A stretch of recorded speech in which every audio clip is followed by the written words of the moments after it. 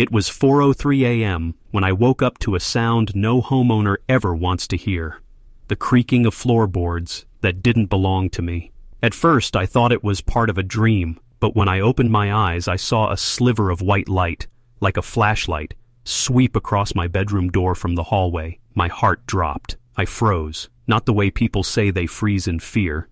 No, my body literally wouldn't move. My wife wasn't home. She was visiting her mom 3 states away, and my 15-year-old son, Daniel, was asleep in the room across from mine. I checked my phone. No alerts, no security camera notifications, nothing. That's when I realized whoever was in my house had disabled the system, and they knew exactly where the hallway camera was. The flashlight beam disappeared. Whoever was there, they were moving deeper into the house now. I finally forced myself out of bed, slowly and silently. My mind was racing. Should I call 911, go for the baseball bat under my bed, or run straight to Daniel? Then I heard it. Click, a door latch. It was Daniel's room. I grabbed the bat, ran into the hall, and stopped cold. There, in the dim hallway, was a man in a dark navy jacket with HOA compliance printed across the back. He had one hand on Daniel's door and the other holding a flashlight and what looked like a taser. "What the hell are you doing in my house?" I shouted, voice shaking but furious. He turned to me slowly. No mask. No attempt to hide his face. "Sir, I'm with the HOA. You violated Code 41B regarding unauthorized modifications to exterior property. We have reason to believe—" I cut him off. "At 4 in the morning?" He took a step toward me. "We knock. No one answers. We check for interior compliance." "What? That's illegal. You broke into my house." He didn't flinch. He looked calm, like this wasn't his first time. Then I heard Dan, Isle's voice behind him, quiet but firm. "Dad, move." The man turned, and there was my son standing in the doorway, both hands steady on my old Remington 22 rifle we kept locked up. Or so I thought. "Drop whatever that is in your hand," Daniel said, his voice eerily composed. "Now." The fake officer froze. His taser hand twitched slightly. I saw Daniel's finger slide toward the trigger. I said, "Drop it." This was no longer a break-in. This was a standoff. I didn't sleep a wink that night. Even after calling the police, even after they told me someone would come by in the morning to follow up, I kept pacing between the kitchen and the front door. My heart was still thudding, the echo of that forced entry ringing in my ears. My son, Tyler, was still shaken. Not visibly anymore, but I knew that look in his eyes. He had questions. So did I. Morning light did little to comfort us. Instead, it cast everything in a clearer, more disturbing view. The broken door frame, the muddy boot prints on our hardwood floor, and worst of all, the unsettling fact that a man had entered our home under the claim that he was with the HOA. I sat down with Tyler at breakfast. "You okay?" I asked gently. He nodded, staring at his cereal. "Yeah, was he really with the HOA?" "No," I said flatly. "Not any legitimate one." I had already done my research while Tyler slept. Our HOA board didn't have any overnight enforcers. No patrols, no compliance sweeps, and definitely no one who would be authorized to enter a home uninvited. So, who was this guy? 1:14 a.m. Doorbell rings. Officer Ramirez showed up right on time. Tall, calm, and seasoned. The kind of cop who made you feel like things were under control even when they clearly weren't. I walked him through what happened. The bang, the yelling, the gun. "You're lucky your son was that quick thinking," Ramirez said. "Could have ended a lot worse." He pulled out a notepad. "Can you describe the guy?" I gave him everything I remembered. White male, late 40s, tall, heavy build, tactical boots, and, most chillingly, a navy blue jacket that had a patch reading HOA Enforcement Unit. "Have you heard of anything like that before?" I asked. Ramirez frowned. "Not officially. That's not a thing. At least not in this state. I'll run the description. And the jacket's a red flag. Sounds custom. Custom like fake?" He nodded slowly. "People can buy patches and uniforms online. We've seen similar in impersonation cases." So it was confirmed. This guy wasn't with the HOA. He wasn't law enforcement. He was pretending. And for some reason, he chose us. I called the HOA president, a man named Greg Langston. Greg was the kind of guy who always spoke like he was managing a Fortune 500 company, even though he was just a retired dentist with too much time on his hands. "Mrs. Carter," he said after I explained everything, "that's deeply concerning, but no, we don't have anyone by that name on record, and we certainly don't operate at night. That would be highly unorthodox." Unorthodox, I snapped. He broke into my home, Greg. He cleared his throat. Yes, of course, very serious. You should pursue that through the police. I could tell he didn't want to be involved. Typical. The HOA board loved rules and regulations until they had to be held accountable. And I wasn't done pressing yet. Has anyone complained about our house lately? Any citations? Anything that would cause someone to come here? He paused. There was a recent complaint about a non-compliant mailbox color, but nothing warranting a home visit. Certainly not at 4 a.m. A mailbox? I hung up, furious. Somebody wanted to scare us. Or worse. By evening, Tyler had settled down enough to do some research of his own.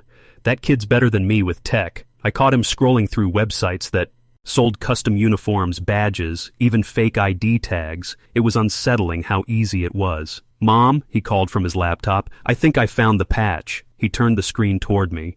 There it was, HOA Enforcement Unit. Available for just $79.99. That's it, I whispered. That's the exact patch. But here's the thing, Tyler said, clicking deeper. Look at this site's purchase history. These things sell in batches. Look at the reviews. Multiple people in this area have bought them. That made my stomach drop. This wasn't just one crazy guy. There might be a whole group pretending to be HOA enforcers, and they were local. It was around 10:30 p.m. when I noticed headlights slowing down outside. Not uncommon. We live in a suburban loop, but these lights didn't keep moving. They stopped, then reversed. I peered out through the blinds, same vehicle, same dark SUV, just parked across the street. I didn't wait. I called 911 and gave them a description. While on the phone, I watched a man step out of the car. He didn't approach the house this time, just stood there, staring, hands on his hips, like he was surveying something. A few minutes later, the man got back in and drove off. The dispatcher said a car was on the way, but by the time Officer Ramirez came by again, the SUV was long gone. You need to be very careful, Mrs. Carter, he said. Whoever this is, it's escalating. He left me with a business card and a warning to keep all doors locked, lights on, and to install cameras if we hadn't already. But we did have cameras. And when I checked the footage later that night, the man hadn't just stood across the street. He'd walked to our driveway, reached into his pocket, and placed something under my windshield wiper. The note. It was a folded white paper, printed. No signature, just a message. You've been warned. Compliance is not optional. That was the moment I knew this wasn't random. Someone, or some group, had targeted us, and they thought pretending to be HOA officers would scare us into submission. They thought wrong, because I wasn't just going to sit and wait. I was going to find out exactly who they were and shut them down for good. After the second night visit, after the chilling note left on my windshield, I realized this wasn't going away on its own. I wasn't just dealing with a one-time break-in. This was targeted harassment, dressed up in a cheap uniform and powered by some twisted obsession with HOA compliance. And I wasn't about to let my son live in fear. Not another night. 12 a.m., coffee and strategy. I sat at the kitchen table with a legal pad, writing everything down. Dates, times, license plate partials, descriptions, even screenshots from the camera footage. I wasn't a detective, but I was a mother, and a furious one. Tyler walked in, rubbing his eyes. You're making a hit list? He joked. A watch list, I corrected, half smiling. We're going to find out who's behind this. He sat down beside me, serious again. You think it's just one guy? I think it's a group.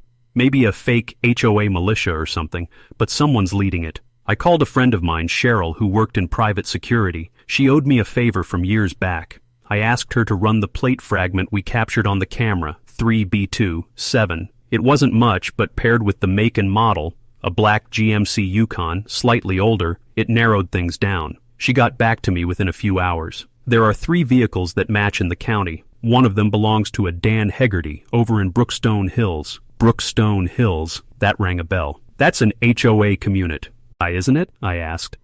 Cheryl confirmed it. One of the stricter ones, of course. Tyler and I dove into the Brookstone Hills HOA website, and bingo, there he was, Dan Hegarty, head of compliance committee. His photo looked exactly like the man from the footage. Same build, same smug look, and just like that, we had our guy. Only this wasn't just someone obsessed with HOA power. This was someone abusing that power.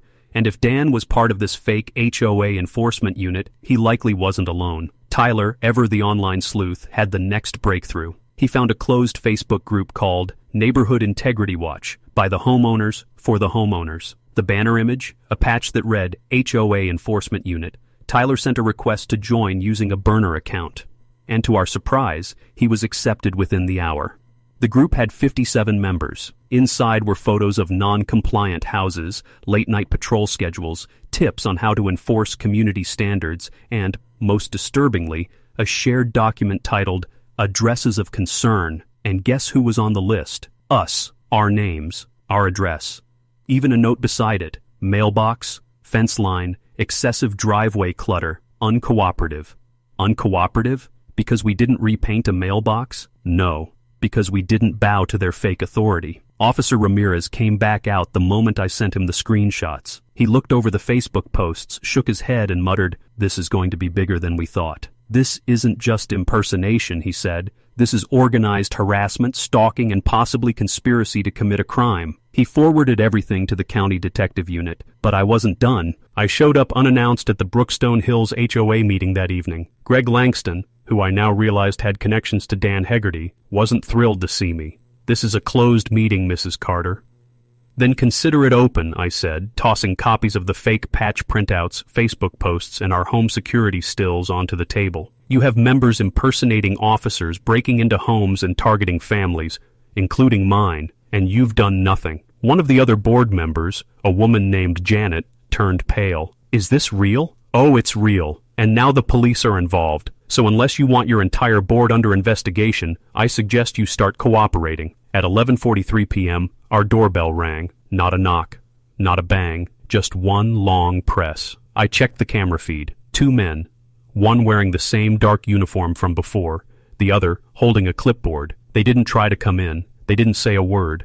They just stood there, silent, watching the camera, then walked away. Tyler stood behind me, frozen. "What do they want?" "They want to scare us," I said, "but they don't know what's coming." Because now it wasn't just my home they were threatening. It was every family they had on that addresses of concern list. And by morning, I was going to make sure everyone knew the truth. This wasn't about the HOA anymore. This was war. I barely slept after that night.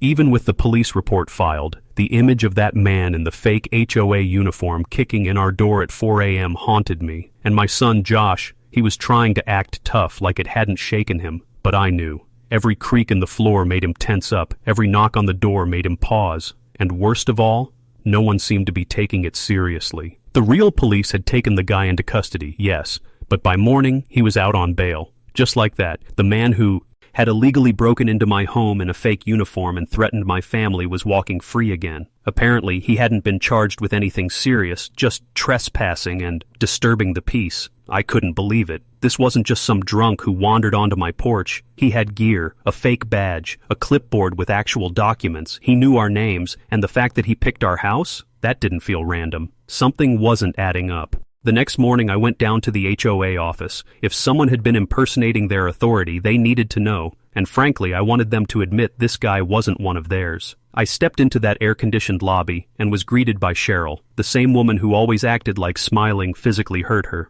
"Can I help you, Mr. Harris?" I placed the police report on the counter. "You guys have someone going around at 4 in the morning in uniform?" She squinted at the paper but didn't touch it. "I don't know what this is about. It's about a man claiming to be from the HOA who broke into my home at 4 a.m. My son was nearly forced to shoot him, and he had a uniform, badge, clipboard, the works." She blinked slowly, as if I'd asked her to recite the alphabet backward. "We don't do home visits without prior notice." "Exactly, so I need a list. Who works for you? Anyone recently fired? Suspended?" Now she looked offended. "We don't release employee records to residents." "Cheryl, someone could have died. I'm not accusing anyone. I'm trying to protect this community." She paused, lips tight. "I'll bring it up with the board. That was HOA speak for. I'll throw this in the trash." Back home, I opened a file on my computer and titled it HOA Ghost Investigation. I was done waiting for someone else to care. If the system wouldn't protect us, I'd expose the truth myself. First, I called the local print shop, the one that did uniforms and signage for small businesses. "Hey, this might sound strange," I said to the guy who picked up, "but do you do HOA uniforms?" There was a short pause. "Sometimes. Depends which HOA. Do you have records of a recent order, maybe for our neighborhood?" Another pause. "You know," he said slowly, "I actually do remember a guy. Didn't give a company name, just asked for a patch that said Property Enforcement Officer and looked like it belonged to an HOA. He paid cash." "Bingo. "Do you have security footage from that day?" He hesitated, not supposed to share that with the public, but I'll be honest. The guy creeped me out too, said weird stuff about cleaning up the neighborhood. "I'll text you a still." The image came through a few minutes later. It was him, the man from my porch, clear as day. But what stood out most wasn't his face. It was the car behind him in the frame, a beat-up old Crown Victoria, a dent in the left fender, a sticker on the bumper. I zoomed in. The sticker said, "Securing Suburbia." The next day, Josh and I were in the car, canvassing. I showed the image to a few neighbors. Some had seen the guy cruising around in the evenings. Others had spotted the car parked near the tennis courts. One woman said she thought he lived down by the retention pond. We drove there. I spotted the Crown Vic first. Same sticker, same dent. Parked crooked in front of a rundown duplex. Josh stayed in the car. I walked up to the door, heart pounding. It opened before I could knock. The man stood there, same face. This time, no uniform, just jeans and a t-shirt. But the eyes were the same. "You've got some nerve showing up here," I said. He didn't answer, just smirked and leaned against the frame. "Why us?" I asked. "Why our house?" He raised an eyebrow. "Maybe I just don't like rule breakers. There are no rules saying I can't have solar panels on my garage." He smiled wider. "You sure about that?" And then he shut the door. I was fuming. What did he mean? There weren't any violations. My setup was approved. I paid the fees. Everything was above board. Back home, I pulled up the HOA bylaws again. Page after page of restrictions, guidelines, and legalese. I scanned for anything about garage solar panels. Nothing. But then I found something else. A clause about unauthorized auxiliary structures. Could he have tried to claim my garage fell into that category? It was a stretch. But if someone wanted to create a violation and harass me over it, that could be their angle. Which brought me back to one terrifying thought. What if this guy wasn't acting alone? I couldn't let it go. Not after that smug little smile he gave me before slamming the door. Not after what he said. "You sure about that?" It stuck in my brain like a splinter. This wasn't just a nutcase playing dress-up. This guy had a mission, a motive, and from the way he said it, I was starting to believe he wasn't working alone. That maybe, just maybe, someone on the HOA board was helping him. Or worse, sending him. I didn't waste any time. That night, I started digging into the HOA board members. We had 5 people on it. Cheryl, the cranky receptionist who probably ran the whole show from the shadows. Doug, the newly elected president who moved in a year ago. Sandra, a retired librarian with a controlling streak. Marvin, who never showed up to meetings. And Rachel, a single mom who actually seemed human. I started with Cheryl. Her name kept popping up in community emails, mostly issuing fines, parking reminders, or new policy enforcement. She signed off on everything like a tyrant with a clipboard. Doug was next. I found his LinkedIn. Turns out he used to be a private security consultant. Bingo. He had experience in neighborhood patrols, surveillance systems, and, get this, non-governmental enforcement strategies. I read that 3 times. So I called my buddy Brian, who works in IT, told him I needed a crash course on tracking digital footprints, public records, all of it. I wasn't just angry anymore. I was building a case. Over the next few days, I collected documents, meeting minutes, budget reports, fine collections, public complaints. A pattern began to emerge. The HOA had issued over 3 dozen citations in the last 2 months, nearly triple the number from the same time last year. All the fines coming from the same few addresses, homes with solar panels, home gyms, larger families, and, interestingly, minority families. And the names on the violation reports always signed off by either Cheryl or Doug. Something stank. I printed everything out and highlighted connections. On one sheet, I circled a fine issued to a neighbor down the street. The offense? Improper mailbox decor. Seriously? I visited that neighbor. Turns out she had a wreath on her mailbox. A small one. In July. That was it. She'd been fined $75. When I showed her the police photo of the fake HOA officer, she froze. "I've seen him," she said. "He walked past my house last week staring at my cameras. I thought he was code enforcement. He wasn't." Later that night, I sat Josh down. "Listen, I need you to be honest with me. When you pulled that shotgun, were you ready to use it?" He looked up from his phone. "Dad, I didn't want to, but I wasn't going to let him hurt you or Mom." I nodded. "That's not your job, son. It's mine." "Then do something," he said. "Because if they're coming back, we need to be ready." The next morning, I returned to the HOA office. Cheryl was there, typing something that probably resembled an angry email. "I'd like to see the board," I said. She raised an eyebrow. "Do you have an appointment?" No, I have evidence. That got her attention. In 10 minutes, Doug P. read, fake smiling like a politician. Mr. Harris, he said, extending a hand. What's this about? I slapped a folder on the desk. These are records of questionable fines, unauthorized surveillance, and community harassment, all traced back to you and Cheryl. He laughed. That's quite an accusation. I opened the folder and pointed to the photo. This man impersonated an HOA officer and broke into my home. I tracked his car. I have the shop receipt for the fake uniform. I also found out he served under you during your security consulting days in Houston. His name is Trevor Vaughn. Doug's smile dropped. That's right, I said. I know who he is, and I know why he's here. You're using him to intimidate residents, to bully compliance or push people out. And I have a feeling it's not just about rules, it's about money. Doug sat down, his face now a cold mask. You're out of your depth, he said. I leaned forward. Then pull me in. Tell me why Trevor kicked down my door. Tell me why my son had to pick up a weapon to defend us from a man you trained. Silence. Then, in a low voice, Doug said, You've made a lot of noise. That's dangerous in a place like this. I stood. Not as dangerous as staying silent. Back home, I uploaded everything to a private drive. Then I started calling the other board members. Sandra didn't answer. Marvin said he was just a figurehead. But Rachel? She listened. That's insane, she said after I told her everything. I knew Doug was shady, but this? I need your help, I said. You're the only one who hasn't been corrupted. She hesitated. What do you want me to do? Get me in front of the residents. Let me speak at the next community meeting. Let them see the truth. There was a long pause. Then she said, I'll make it happen. That night, I noticed a car parked across the street, lights off, engine running. I told Josh and my wife to stay inside. I stepped out with a flashlight, aimed it right at the windshield. The car pulled away, but not before I got a glimpse of the bumper sticker. Securing suburbia. Rachel came through. By some miracle, or sheer guts, she managed to get my name added to the agenda of the next HOA community meeting. It was just 3 days away, and according to her, Doug had no idea I'd be speaking. Cheryl was out of town, conveniently, and the rest of the board? Still in the dark. Perfect. I spent those 3 days preparing like I was walking into a courtroom. I laid out every photo, every document, every timeline. I built a slideshow presentation, backed it up to 2 USBs and a cloud drive. I even printed out handouts. This wasn't just about exposing one man anymore. It was about burning down the whole rotted structure these people had built and showing the neighborhood what was really going on behind closed doors. The night of the meeting, the room was packed. More than 80 residents had shown up, standing room only. Word had gotten around fast, probably helped by my anonymous flyers on every mailbox titled, Your Rights Are Being Violated. Doug was at the front of the room, smirking in his usual golf dad way, tapping a pen on his folder. Marvin and Sandra were both seated, looking bored and half asleep. Rachel caught my eye from the back and gave me a small nod. Doug cleared his throat.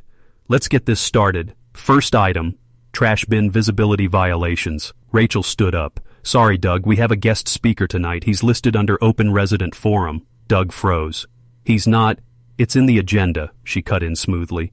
Check line 4. Doug stared at her, then at me, then exhaled sharply. You've got 5 minutes. I walked to the front, took a breath, and clicked the remote. Slide 1. A photo of the fake HOA officer, caught on my Ring camera, seconds before he kicked in my door. The room went dead silent. My name is Daniel Harris. I've lived in this neighborhood for 9 years, and 3 weeks ago, this man broke into my home at 4 a.m., posing as an HOA enforcement officer. He wasn't one, because there is no such thing. Slide 2. A zoomed-in shot of the uniform badge. Fake. Slide 3. His car, parked outside a week earlier, license plate visible. Slide 4. A document from a uniform supply company, showing a purchase made by Trevor Vaughn, paid for using a prepaid card registered under a shell company. Slide 5. A photo of Trevor and Doug together, from a security consulting conference 5 years ago. Both men, arms around each other, smiling. A low gasp rippled through the room. I kept going. I showed them the trend of citations, how certain families were fined again and again, while others never were. I showed them how most of those citations were signed by Doug and Cheryl. I explained how this wasn't enforcement, it was harassment, a campaign to intimidate, to fine, and eventually to push out families who didn't fit the aesthetic. Slide 10. The HOA's own meeting minutes from last November. A line buried deep in the notes from Cheryl, proposing the idea of private compliance patrols, and the kicker, a quote from Doug himself, from an email I pulled from a leak Rachel helped me get: "Enforcement is only effective when it feels like it's everywhere." I turned to face the crowd. This man weaponized fear, and my son, my 15-year-old son, had to protect us from the fallout. Dead silence. Then a voice in the back. "My house was cited for having string lights." Another voice. "They told us we had too many guests visiting." Another. "They fined me for a car parked in front of my house for one night." Doug stood up, face red. "Enough! None of this proves anything. This is hearsay," and Rachel stood, cutting him off again. I moved for an emergency board vote to suspend the president pending investigation. Gasps. Murmurs. Doug barked, "You can't do that!" Rach. Elle calmly turned to the room. "All in favor?" Hands shot up. Dozens. Then more. Even Marvin raised his hand wide-eyed. Only two didn't. Doug and Sandra. Rachel looked at him. "Effective immediately. You're relieved of HOA duties, Doug." Doug slammed his folder shut and stormed out. After the meeting, people lined up to talk to me. A father, a single mom, an older couple, all of them thanking me, telling me about their own run-ins, their fears, their desire to leave but not knowing how. I handed them copies of the evidence, told them to keep it safe. But I knew this wasn't over. Not yet. Later that night, I found something shoved into my mailbox. No stamp, no return address, just a folded sheet of paper. Inside, one sentence typed in bold. "He doesn't work alone. Check the cameras. 2:14 a.m. I ran inside, pulled up my camera archive. Sure enough, at 2:14 a.m. the night before, a man in a black hoodie walked past our home, paused at our porch, and stared directly into the ring cam for 10 solid seconds. It wasn't Trevor. I didn't recognize him. But he had the same cold, empty stare, and in his hand was a clipboard. I didn't sleep that night. I just sat in the living room, in the dark, watching that ring footage on loop. The man in the hoodie wasn't Trevor. He didn't match the build, the walk, or even the attitude. Trevor had moved like a guy on a mission, forceful, confident. This guy moved like a shadow, purposeful, yes, but quiet, as if he wanted to be seen, but only just enough to leave a trace behind.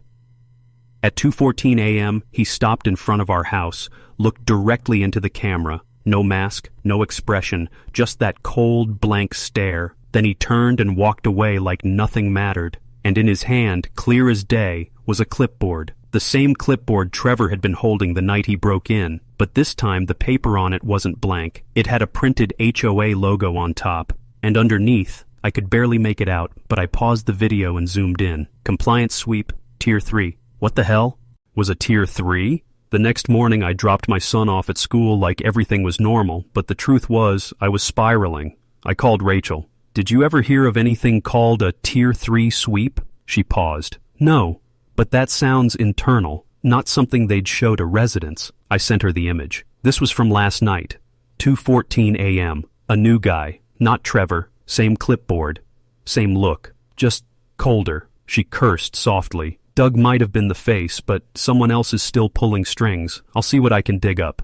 I didn't wait. I started knocking on doors. I began with my neighbors across the street, the Johnsons, retired couple, quiet, but sharp. "Have you seen anyone strange lately? Like walking around the neighborhood late at night?" Mr. Johnson nodded grimly. "Last 2 nights in a row. Thought it was security, but something didn't sit right. No flashlight, no badge, just a clipboard and a weird vibe." He wasn't alone. By noon, I had 5 families tell me about clipboard men walking past their houses between 2 and 4 a.m.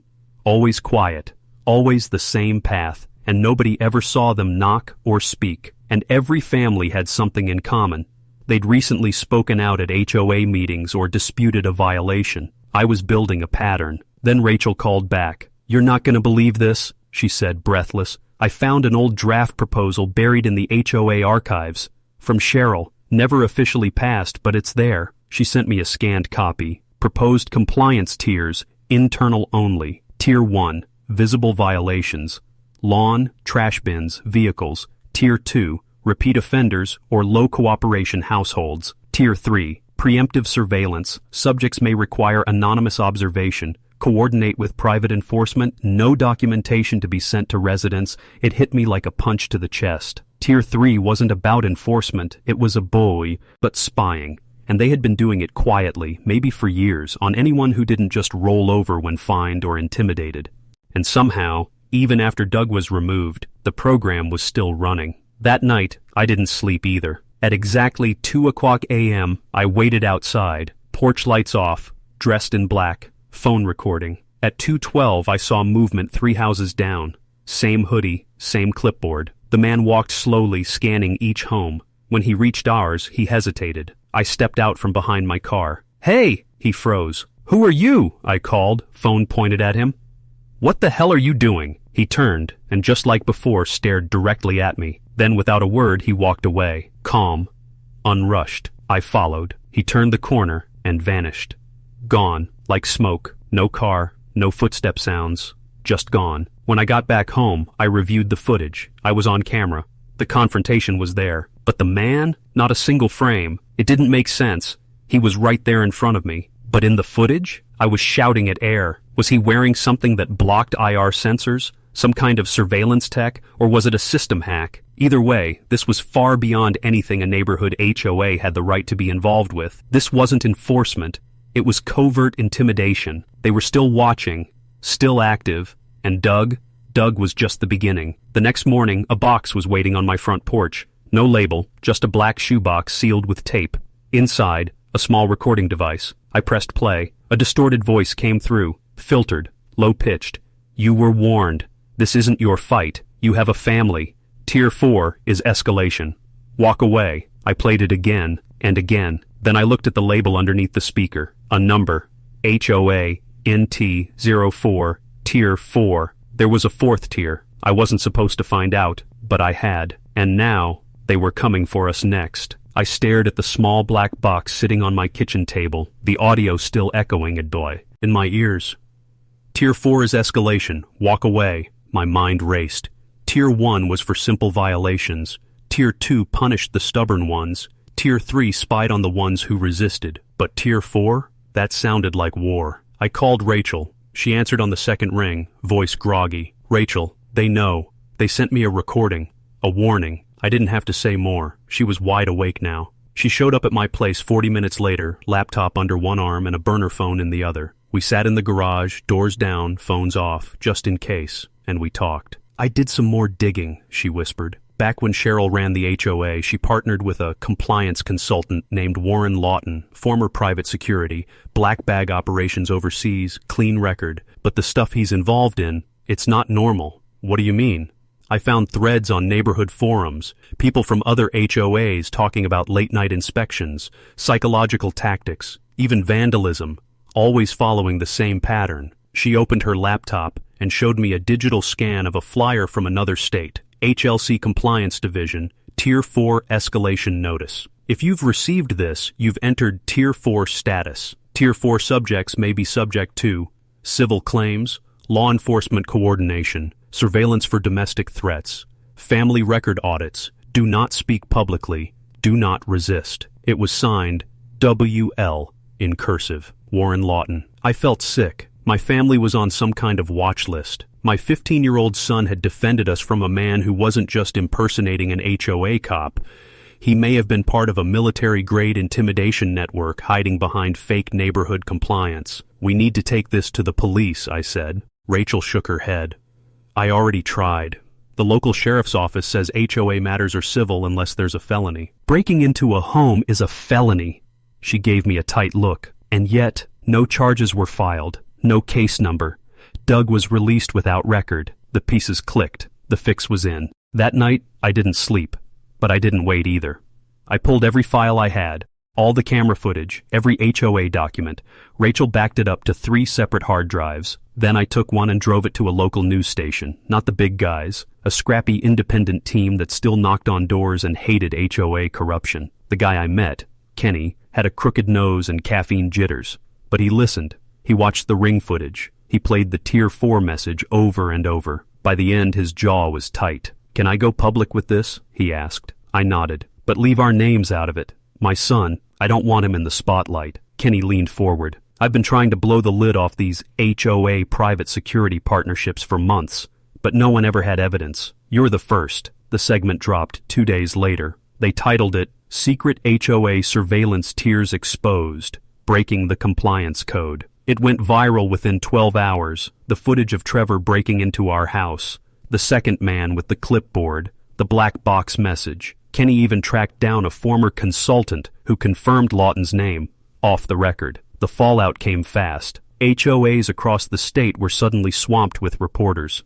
Our neighborhood was on lockdown, and then my son got called to the principal's office. He came home shaken, quiet. "I think someone followed me home from school," he finally said. I went cold. Describe him. Tall, hat pulled low, just stood near the bike racks after lunch, didn't talk to anyone, didn't move. Then I saw him again on the sidewalk near our block. I checked our doorbell cam. There he was, same guy, standing across the street, watches, ing in his hand, clipboard. That night, I stood on the front porch, shotgun slung and camera recording. I wasn't hiding anymore. "You want Tier 4? I said out loud. "Bring it, but I'm done playing defense." I mailed hard drive backups to 3 attorneys, one to the local news, one to a national paper, and then I did something stupid. I posted on the HOA's private member board, "To whom it may concern. I know about Tier 1, Tier 2, Tier 3. Now Tier 4 is here. I don't care. You mess with my family again, I'll burn the whole operation down, brick by brick. I've got names, faces, records. You've been warned." The very next day I got a knock at the door, not a clipboard, not a hood, a badge. Detective Miranda Chase, County PD, real badge, real questions. "We've received multiple anonymous tips about unauthorized surveillance in this area," she said. "Your name keeps coming up." I told her everything, and I mean everything. She didn't flinch, she just took notes. When I mentioned Warren Lawton, her eyes narrowed. She closed her notebook. "We've been trying to get something on that guy for 3 years, she said, "but no one ever talks. You just gave me a smoking gun." And then she smiled. By that evening, subpoenas had gone out. Rachel called me, half laughing, half crying. They just raided the old HOA storage unit. Kenny was filming the whole thing. Guess what they found? What? Binders, full of surveillance logs, photos, addresses, marked with tier levels, and ours were all there.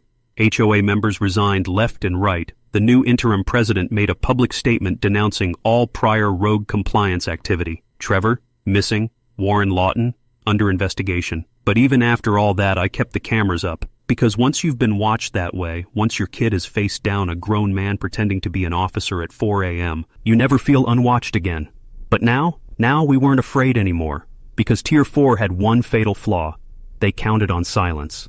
And we broke it. 3 weeks after the raid, our street looked the same, but everything had changed. Gone were the nighttime clipboard walks. Gone were the HOA notices tucked into mailboxes like threats. And most importantly, gone was the fear. But what wasn't gone? The damage. That's what Part 9 is about. The aftermath, the reckoning, and the revenge that finally stuck. Rachel and I sat in her garage again.